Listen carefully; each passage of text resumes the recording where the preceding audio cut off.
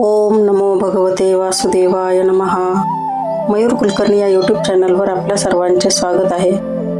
नरजन्म सार्थक करून घेण्याचे उत्तम साधन म्हणजे भगवंताची भक्ती करणे हा एक साधा उपाय आहे. भक्ती हा कल्याणाचा, ईश्वर कृपा प्राप्तीचा साधा सुलभ असा उपाय आहे. अल्पसेवा आणि अधिकस्य अधिकम फलम ही संधी आपल्याला दर 3 वर्षांनी येणाऱ्या अधिक मासाच्या निमित्ताने मिळत असते. हा अधिक मास 17 मे 2026 रोजी सुरू होत आहे. त्या निमित्ताने अधिक मास महात्म्याचे 31 अध्याय आपण मराठी अनुवादासह बघणार आहोत. अधिक मास महात्म्य अध्याय पहिला. श्री गणेशाय नमः. नमो गणेशा मंगलमूर्ती. वक्रतुंड तू महागणपती. वंदन करुणी तव चरणांप्रती. वरप्रसाद मागतसे तू होऊनी कृपावंत. ठेव शिरी वरदहस्त. सहाय्य करुणी मज व्रत. कार्य न्यावे पूर्णत्वा. तुझे करता प्रथम पूजन. कार्य होत असे ते निर्विघ्न. ही माझी आमणीची खूण. म्हणून चरण धरीत असे माय सरस्वती श्री शारदे. तुझी कृपा मला लाभू दे.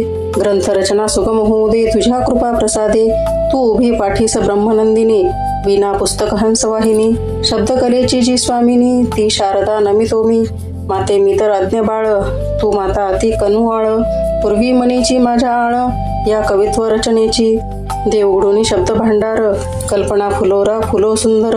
शब्द फुलांची माळ सुंदर. गुंफून तयार होऊ दे. पुष्पमाला घालून श्रीकृष्णास. त्याचा आशिष या कार्यास. प्रार्थीन मी त्या पुरुषोत्तमास. अधिक महात्म्य लेखना. गुरुपदा त्या एक प्रार्थना. सहाय्य व्हावे या ग्रंथलेखना. तुम्हीच देऊनी अंत प्रेरणा. न्यावा ग्रंथ पूर्णत्वा. तुम्ही होऊनी मायतात. पूर्वा माझ्या मणीचा हेत.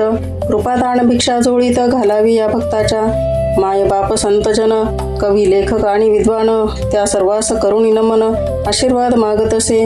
आता नमितो वाचक श्रोता. जो जिज्ञासू आर्त मोठा. सन्मुख बैसला श्रवणा करता या अधिक महात्म्याच्या. यांना माझी एक विनवणी. मी नसे विद्वान कोणी.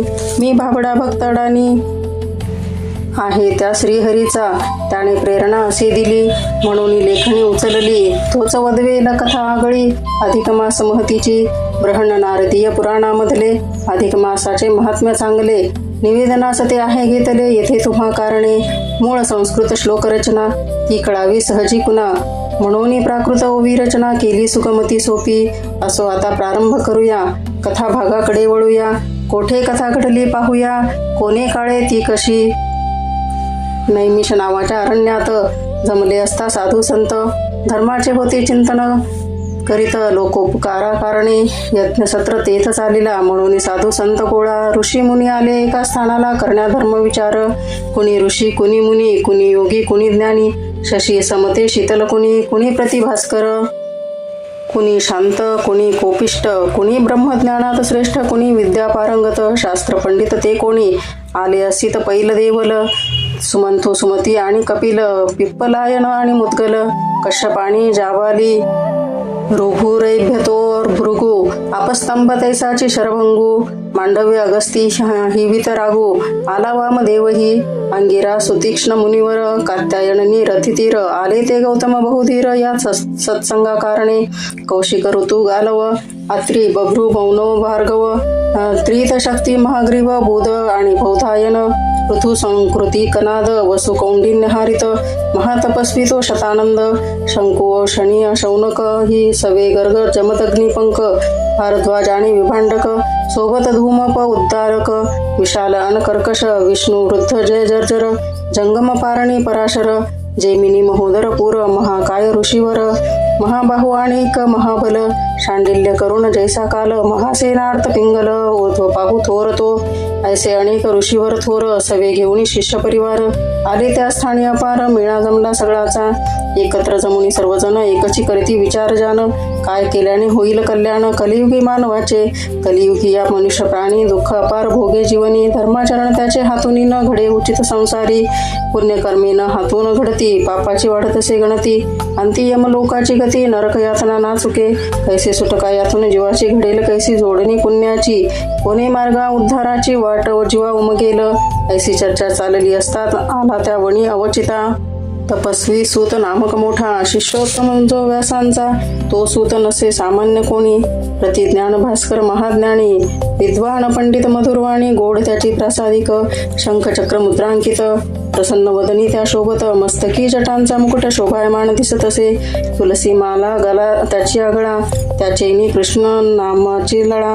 कृष्ण भजनी नित्य रमला, ऐसा हरी भक्त तो. जाणे सकल शास्त्रांचे सार, कर्म करे तो परोपकार. तयापाशी ज्ञान भांडार, हे जाणती ऋषीजन. तरी प्रशंसन तयाप्रत, काय बोलते झाले समस्त. तू ज्ञाता सकल शास्त्र पंडित, व्यासानुग्रहित शिष्य रे. तुला आमुची एक विनंती, मानव कल्याण घडेल जगती. ऐसी साधना ती कोमटी, कोणती असे ती सांग.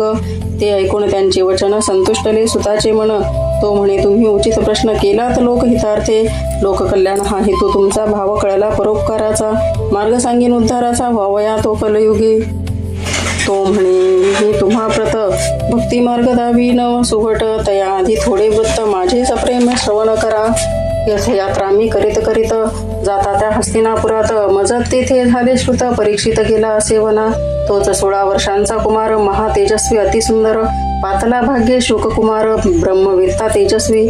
महाज्ञानाचे जो निधान, मुक्तीचे श्रेष्ठ ते अधिष्ठान. नित्य श्रीकृष्ण नामस्मरण चाले ज्याचे अंतरी. चंद्र जैसा त्या तारांगणात, बैसे का जैसे तारकांच्या समवेत. तैसा त्या ऋषी समुदायात, शोभे शुकदेव तो. येथे बृहन्नारदीय पुराणाचा पहिला अध्याय त्या महात्म्याचा. प्राकृत ओवेबद्ध रचनेचा झाला असे संपूर्ण. जनता जनार्दनाच्या चरणास, अरुण विनवणी करी खास. पहिला अध्याय हरिचरणास, प्रेम भावे समर्पितो. ओम नमो भगवते वासुदेवाय. या अध्यायाचा अर्थ असा आहे, फार वर्षापूर्वी नैमिष नावाच्या अरण्यात अनेक ऋषी मुनी हे लोककल्याणकारी यज्ञाच्या निमित्ताने जमले होते. त्यांच्यात कोणी ऋषी, कोणी मुनी, कोणी योगी, कोणी ज्ञानी, तर कोणी प्रतिभास्कर होते. ते एकत्र जमून या कलियुगात मानवाचे कोणत्या उपायाने कल्याण होईल याचा विचार करीत होते.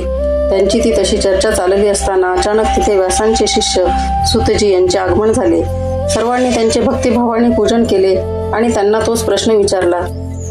ती लोककल्याणाची, जीवोद्धाराची आर्त इच्छा पाहून त्यांना मोठा संतोष झाला. ते म्हणाले की सुजन हो, तुमच्या प्रश्नाचे उत्तर मी तुम्हास अवश्य देतो. त्याआधी मी थोडे काय सांगतो ते ऐका. मी माझा प्रवास करीत करीत जेव्हा हस्तिनापुरात गेलो, तेव्हा राजा परीक्षित हा आपले उरलेले 7 दिवसांचे आयुष्य सार्थकी लावण्यासाठी वनात केल्याचे समजले. मीही तिथे गेलो तर तिथे सत्संग मेळा जमलेला होता. त्यात 16 वर्षाचा एक अत्यंत तेजस्वी ज्ञानी असा शुकदेव नावाचा तपस्वी आला. श्री शुकदेवाचे आगमन नावाचा बृहन्नारदीय पुराण संमत अशा अधिक मास महात्म्याचा पहिला अध्याय इथे पूर्ण होतो.